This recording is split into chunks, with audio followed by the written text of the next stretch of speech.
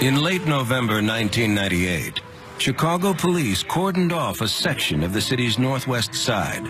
Reporters and onlookers gathered on the chance that there might be a gruesome discovery. Police had received a tip that the yard behind this picket fence had been used as a burial ground 20 years earlier by John Wayne Gacy. Investigators dug it up and found nothing at all. And yet the attention lavished on this one bad lead was a fitting postscript to the life of a man who fooled the world while he killed at least 33 people. Gacy, I'm sure, from wherever he is right now, was laughing hilariously at the people digging, or he's laughing today that they didn't dig in the right place to find something that he's left. In the Chicago winter of 1942, John and Marion Gacy awaited the birth of their second child. The young couple already had a daughter, but John longed for a son to carry on the family name. On March 17th, he got his wish when Marion gave birth to a boy. They named him John Wayne, after Marion's favorite movie star. The Gacy children, including a third child, Karen, born 2 years later, grew up in this modest bungalow in a blue-collar neighborhood. Their father, the son of Polish immigrants and a World War I veteran, worked as a machinist building control panels for utility companies. He was the breadwinner, so that's what I think he thought his respective duties were, to bring home and provide for us a home and food, but he wasn't the nurturer. Gacy Sr. was an uncompromising man who demanded obedience from his children, especially his only son. He expected Johnny to be like the other boys who played stickball, climbed trees, and fished. The father was an avid fisherman and tried to teach his son the sport, but the boy had no interest. Instead, Johnny would much rather cook with his sisters or garden with his mother. When he wanted to work on flower beds that he put in around the house, it was like, you know, the sissy thing to do. And Dad was very vocal about that. John wanted his father to know, "Dad, I love you. I am your son, but please let me be Johnny Gacy." The father would often ridicule Johnny in front of his sisters and other children in the neighborhood. It's just a constant stream of, "You wimp. You know, you're not going to be anything. You can't do this. What are you, one of the girls?" Taunts from a father toward his son can be devastating. While Johnny's father was rigid and emotionally distant, the boy developed a special bond with his mother. Mom was a confidant. You go to Mom and tell her a lot of things that you couldn't talk to Dad about. And I think my dad felt threatened by that, felt like they were keeping secrets from him. Marion was a homemaker, but her husband acted as if he ran the household. The couple argued frequently about everything, from chores to child rearing. She tried so hard to keep the family together, knowing that her husband drank, and when he drank, he went into rages, and he usually turned on John. After his shift on the assembly line, Johnny's father would escape to the basement, where he would drink brandy before supper. Marion and the children would wait at the dinner table in fear and silence until he climbed the stairs drunk. If the children misbehaved, he would spank them with a razor strap. We actually learned how to toughen up against it. And John especially, he would not cry. He would not cry. And sometimes I think that made Dad angry. Johnny not only felt alienated at home, he longed to be accepted by his classmates. But a congenital heart condition prevented him from playing with the other kids. I was wrestling around with some older kids, and I passed out, and I remained unconscious for about 10 or 15 minutes. We went to the doctor, and they said I had an enlarged bottleneck heart. So I was more or less like a sickly kid. Gacy's father expressed no sympathy for his son and saw the heart condition as one more failure. He pressured the boy to do well in school. Johnny disappointed his father even more when he fell behind in his studies because he was at home sick so often. In 1954, when he was 12, Johnny made his first real attempt at fitting in with the other boys when he joined the Boy Scouts. He earned merit badges in wilderness survival and campfire cooking. But despite his sense of belonging and achievement, Johnny knew he was different from the rest of the troop. The only other person who recognized this was his best friend, Barry Bushelli. One afternoon, while playing in his bedroom, Johnny shared a secret with his friend. Johnny had his mother's silk panties and bra sitting in a bag in his closet. I was astounded. I said, "Johnny, what are you doing with those things?" And he said to me, he said, "I wonder if I ever dressed up as a woman, how I would look." Young Gacy was deeply confused about his sexuality, but there was no one to help him, so he buried his secret deep inside.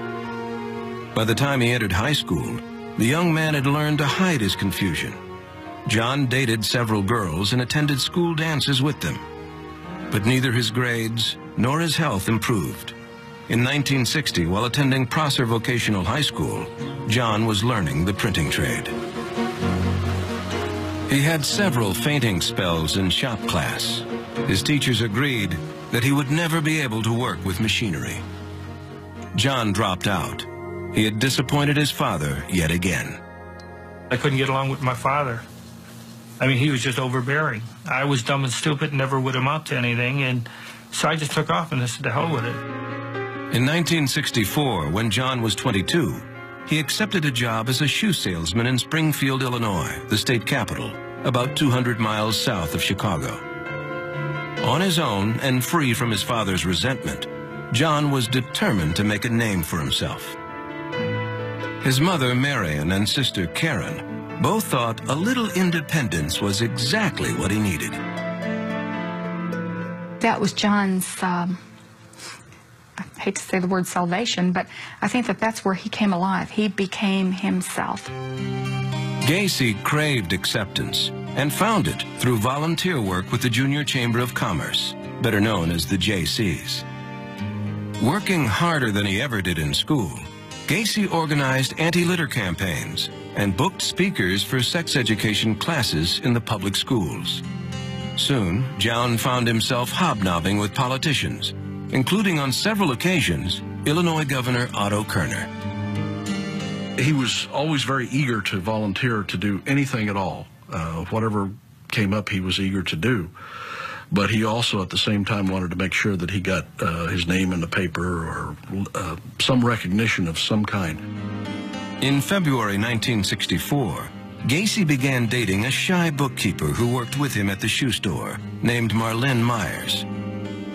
Marlene's family was better off than his own, and John saw the relationship as another avenue for him to get ahead. That September, the couple married. The following year, his new wife became pregnant. They were real excited about the baby coming, and John was just really, I mean, he just gleaned the real proud father thing. You know, he just glowed. John was thrilled with the prospect of becoming a father, but the yearnings he had repressed as a boy were forcing their way back to the surface. On February 24th, 1966, while Marlene was in labor in the hospital, John was at a bar with a male coworker. We went to his house, and instead of having coffee, we had a couple more drinks, and I must have passed out. I woke up laying on his bed with no clothes on. Gacy had oral sex with the man, and the next morning felt both exhilarated and ashamed. He pretended nothing had happened. He rushed to the hospital to see his wife and his newborn son, Michael. He was such a good father when Michael was born. He was very nurturing, and he'd kiss them and he'd hold them, and he didn't learn that, I know. So it was just like a natural thing to him. John's parents came down from Chicago to meet their grandson.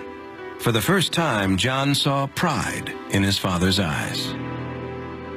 He was happy when he saw my brother settle down and get married and have a family. He was happy. It was like John reached the ultimate with that it was okay. He got through all of that, and now he's a family man. Gacy seemed to have everything he wanted: a family, a good job, and a new relationship with his father. But over the next 2 years, the real John Wayne Gacy would be revealed. By the mid-1960s, John Wayne Gacy had made a name for himself as a young civic leader in Springfield, Illinois, and by all accounts had a promising future. But the ambitious family man was hiding a sexual compulsion that threatened to ruin him. In 1966, John, his wife Marlene, and their infant son moved to Waterloo, Iowa, a small town about 100 miles north of Des Moines. John's father-in-law owned 3 Kentucky Fried Chicken restaurants in Waterloo. Business was booming, and he needed a manager. So, at 24, his son-in-law began learning the restaurant business. John loved being the boss and insisted that his employees and friends call him Colonel. He wanted to be able to control people. He loved the idea that he could tell people, this is what I want you to do. I'm the boss. John put in 16-hour days, but his commitment to the JCs never faltered. He was soon considered the most valuable new member in the Waterloo chapter. I think probably it's just John's personality. He was very ambitious and wanted to be loved by everybody and liked by everybody and accepted, and it was just his way. Local JC President Charles Hill was impressed with John's charm and powers of persuasion. The JCs appointed him chairman of their membership drive.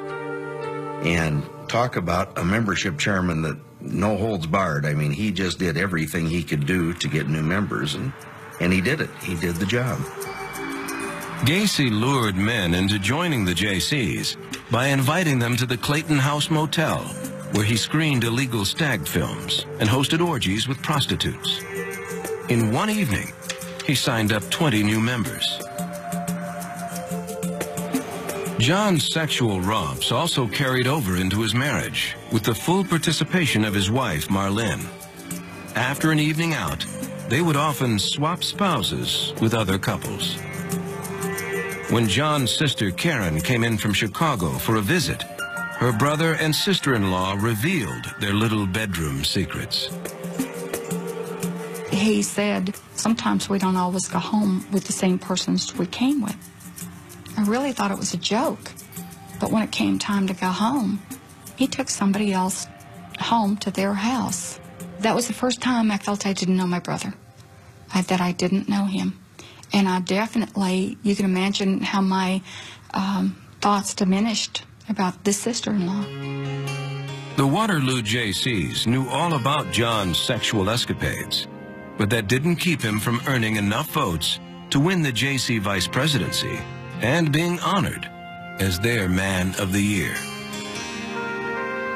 By 1967, he was a shoo-in for JC president and the father of another child named Christine. Yet there was a side to Gacy that his family and cronies had never seen: an insatiable lust for teenage boys. One afternoon, while Marlene and the kids were away, John invited over 15-year-old Donald Voorhees, whose father was a JC and an Iowa state senator. Gacy asked the teenager if he had ever watched a stag film. When he said no, John set up the projector in his basement. He got Donald drunk to lower his inhibitions, then forced himself on the boy. Young Voorhees engaged in oral sex with Gacy. Afterwards, John hinted that he had mob connections back in Chicago. He threatened the teenager and paid him $50 for his silence. The kid, over the next period of time, just was beside himself, couldn't do anything. did not go to the police right away, felt, as Gacy had said, that in fact nobody would believe him. In March 1968, the teenager finally broke down and revealed everything to his family.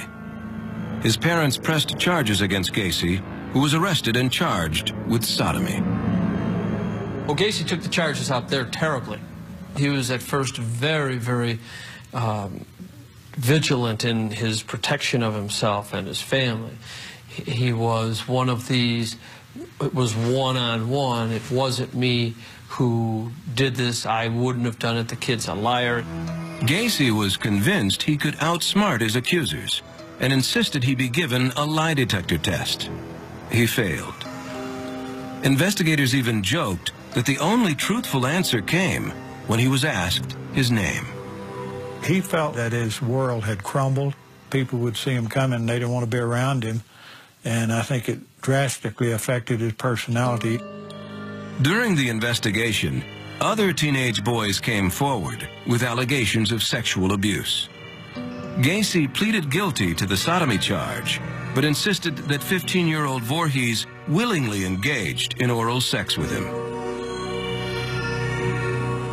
This young individual made the charge at me. He claims that he was sexually abused by me. And in essence, he was blackmailing me for it. Now, what it boiled down to was oral copulation. And it was consensual.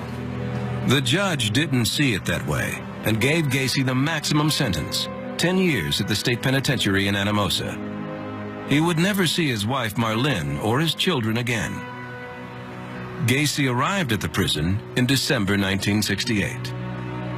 It's like he accepted it, like I did the crime so I get the time. And I mean, he didn't say anything, but just, he didn't break down. Again, he didn't cry. He did not cry. We all cried, including my father. Even behind bars, Gacy aggressively pursued all of the social outlets available to him. He not only made friends with fellow prisoners, but he mingled with the guards, social workers, and even the warden. Within 8 months, Gacy landed a job as head cook in the prison kitchen. He loved trying out new recipes for the inmates. I can say unreservedly that the quality of the food improved dramatically. One thing John was a very, very, very fine cook. And he understood something that traditionally folks who cook in prisons don't understand. He understood the use of spices. In December 1969, a TV film crew visited the prison to shoot a segment called Christmas at Anamosa.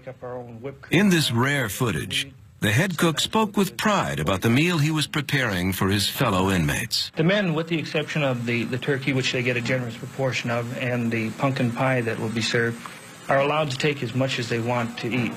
The only requirement is that you eat what you take. After his interview, Gacy joined the prison choir in singing a carol. But this holiday season would be John's worst. Back in Chicago, his father was battling cirrhosis of the liver. On Christmas morning, John Stanley Gacy died. The news devastated his son. He was convinced that his father died of shame over his sodomy conviction. He felt like he stripped him of any dignity. He was remorseful about that, that he disappointed him in such a way that it killed him. And a lot of times we'd sit and we'd talk, and I'd say, John, you didn't. It was a disease. Dad's drinking is what created his death. Gacy's grief quickly turned to rage, which he took out on inmates he suspected were gay. One afternoon while walking back to his cell, he spotted 2 prisoners having oral sex. Gacy kicked one of the men in the face, then returned to his cell. There was someone who was struggling with an inner demon that did not have to do with hating homosexuals, but with being attracted to them. And John hated prison every day that he was there. After his father's death, a lot of hates, including that one, became much more powerful in his personality. On June 18, 1970, prison officials released him on good behavior. he had served 16 months of his 10-year sentence. John returned to his hometown, Chicago, alone, and let his family there know that he was determined to start a new life. Gacy moved in with his recently widowed mother and got a job as a short-order cook. John worked hard and stashed away every penny he made. It's like he couldn't rest. Something definitely was driving him. And his temperament was different. It's almost as if he had a little plan of action. He was going to be successful. By June 1971, Gacy had saved enough money to start his own contracting company. He called it PDM, for painting, decorating, and maintenance. The following year, John and his mother bought this ranch house in Norwood Park on the outskirts of Chicago. By now, he had a steady girlfriend named Carol Hoff, who was recently divorced and on welfare. Gacy had known her since high school. John confided in Carol about his bisexuality and his prison record. She was naturally concerned, but tolerant. She saw her boyfriend as a hardworking, caring man her children loved. From the beginning of their courtship, her two daughters, Tammy and April, called him Daddy. He loved the girls, and they loved him. There's no doubt about that. But his and Carol's relationship was that of a friendship as well as their love for one another. Yet Carol's affection was not enough for Gacy. He could no longer control his hidden attraction to teenage boys.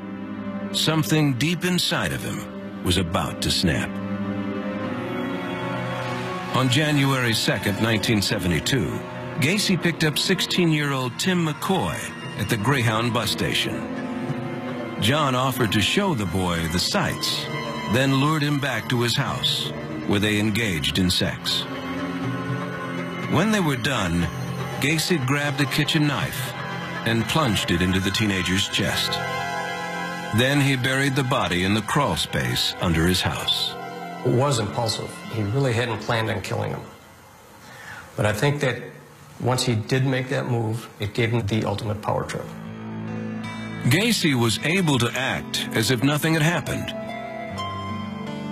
7 months later, he and Carol were married. She and her daughters moved in with John. His mother moved out to give the newlyweds privacy. Soon after the wedding, John's relationship with his wife began to deteriorate. He still longed for sex with young men, wherever and whenever he could find it.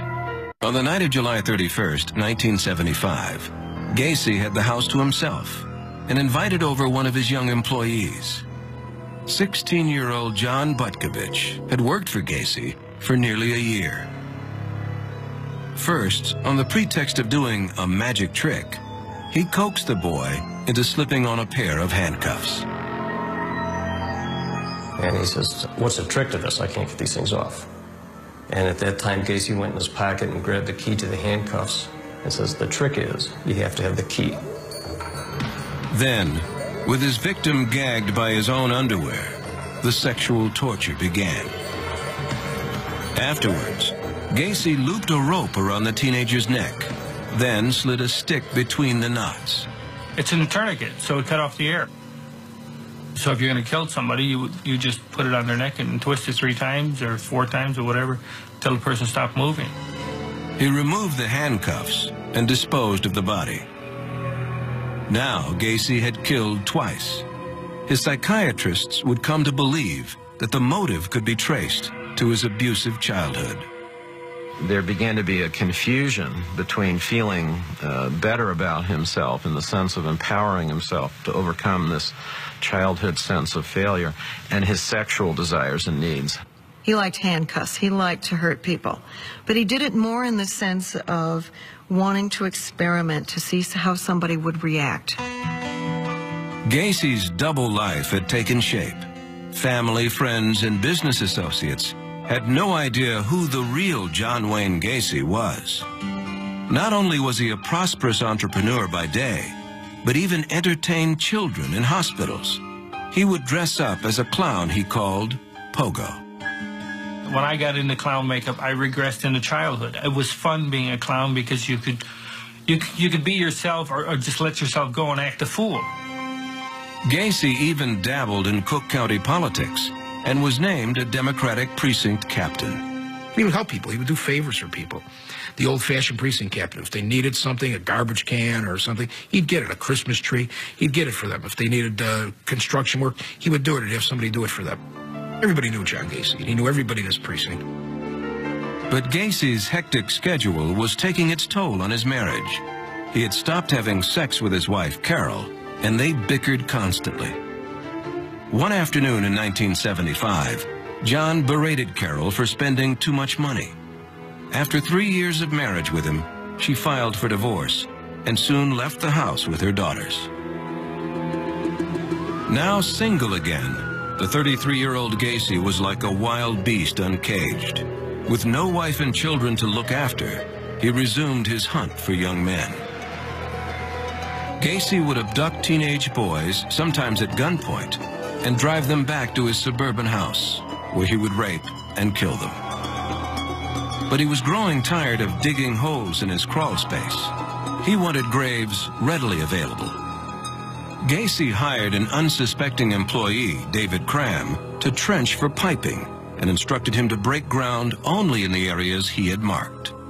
He would lay out the trench. All right, this is where you dig, this is where you dig. Don't vary from the path. There was also comments about the time factor. He'd come down, see how I was doing. How's it going? Are we done yet? You done being down there? Cram also rented the spare bedroom in his boss's house. He returned home one night and found Gacy drunk and dressed in his clown costume. Gacy invited Cram to join him for a drink. The men had a few Mai Tais, then Gacy tricked Cram into the handcuffs. And he's laughing, ha, ha, ha, you know, just like a little kid. You know, and again, I'm standing there looking at a clown in a clown suit, laughing at me because I'm locked up. And he's like, poke me. Does it bother you? Huh? Does that bother you? Huh? So I told him, I said, if you don't take these off, I'm going to kick your The teenager then saw a side of his boss that few ever lived to tell about. It was just like a light switch went off in the middle of a conversation, in the middle of a sentence, in the middle of a thought. He just starts growling like a mad dog. Gacy lunged at Cram and swung him around the room, shouting, "I'm going to rape you." Despite the handcuffs, Cram was able to push Gacy to the ground. He somehow managed to grab the key and escape to his room. David Cram moved out. Others were not so lucky. By the end of 1977, Gacy had killed 19 young men in his home, all the while carefully maintaining his double life. In May 1978, he was back in the limelight, organizing the Polish Independence Day Parade in Chicago. The guest of honor was none other than First Lady Rosalind Carter. At a function that evening, the serial killer mingled just inches from the president's wife.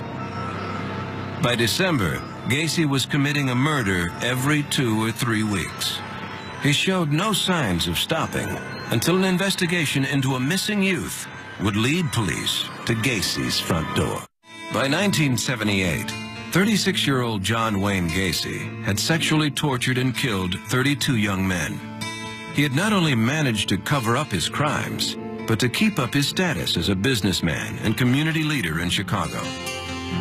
On December 11th, Gacy met with a client of his contracting company at the Nissan Pharmacy in suburban Des Plaines.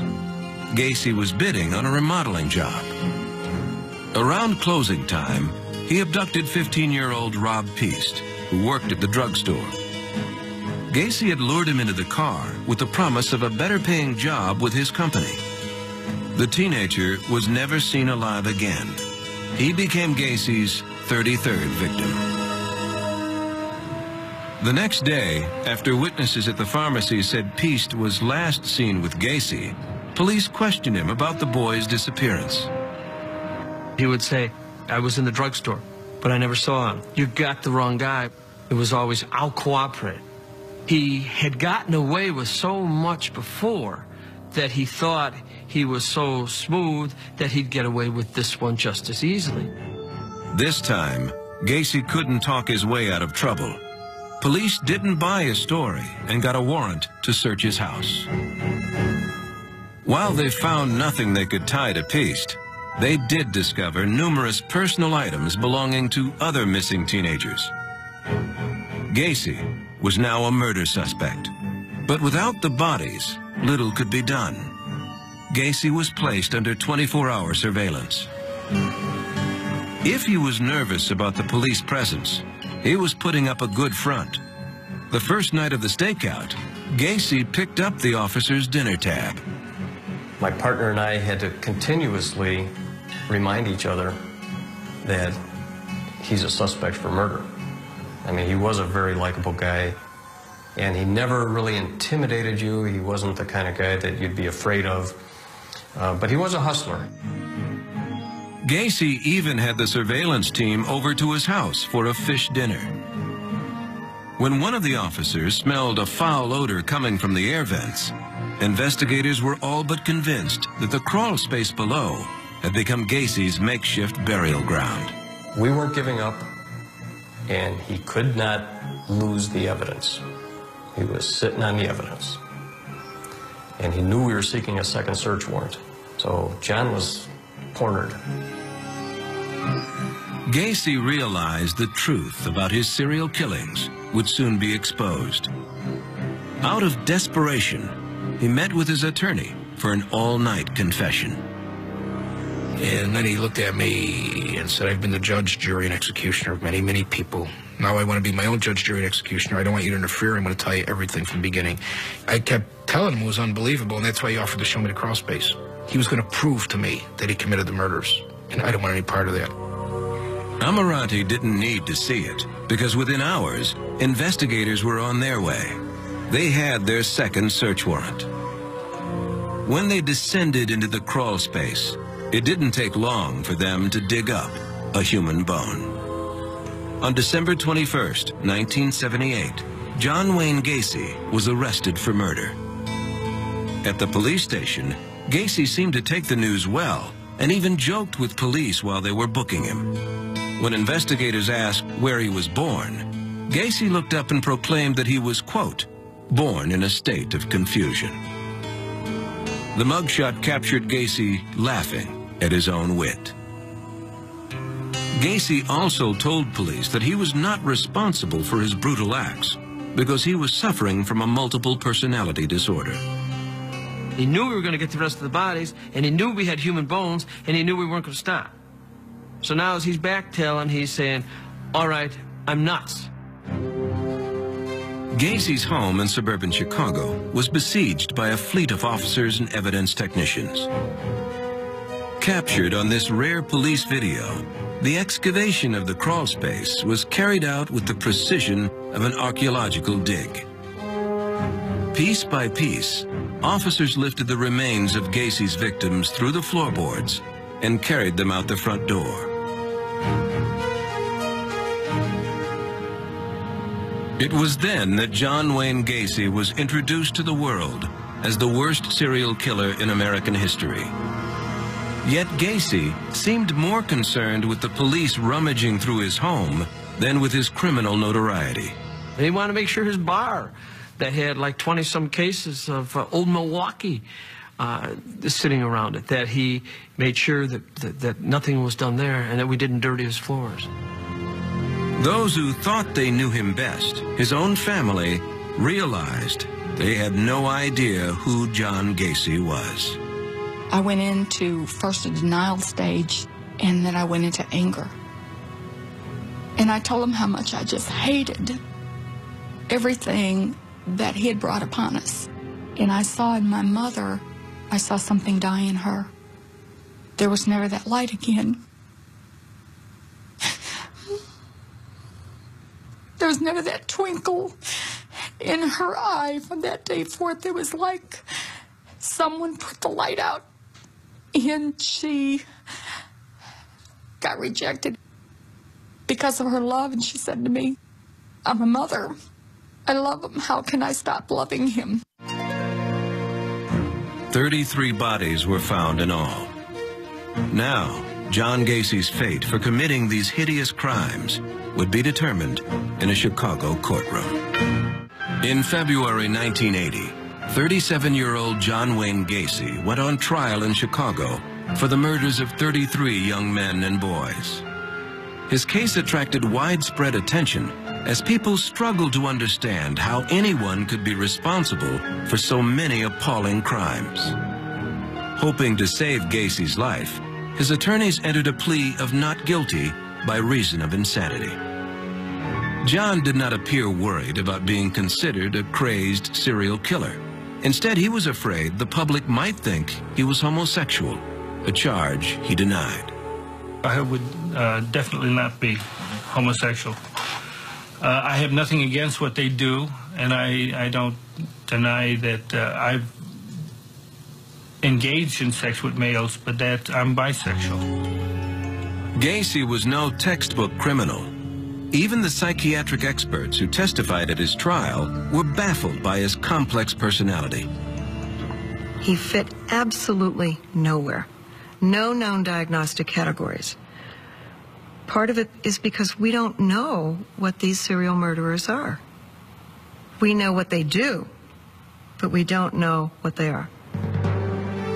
The jury was not interested in figuring out who John Gacy was. On March 13, 1980, Gacy was found guilty and sentenced to death. Afterwards, he consoled his defense team and then asked to speak with his prosecutors. He congratulated them for doing a great job. He said they did what they had to do, and he respected what they did, and they did a great job, and he actually congratulated them on getting the death penalty. The serial killer was sent to death row at the Menard Correctional Center in southern Illinois. He quickly cashed in on his criminal celebrity by becoming an artist. Gacy's artwork won praise from those who appreciated the macabre image of a killer clown.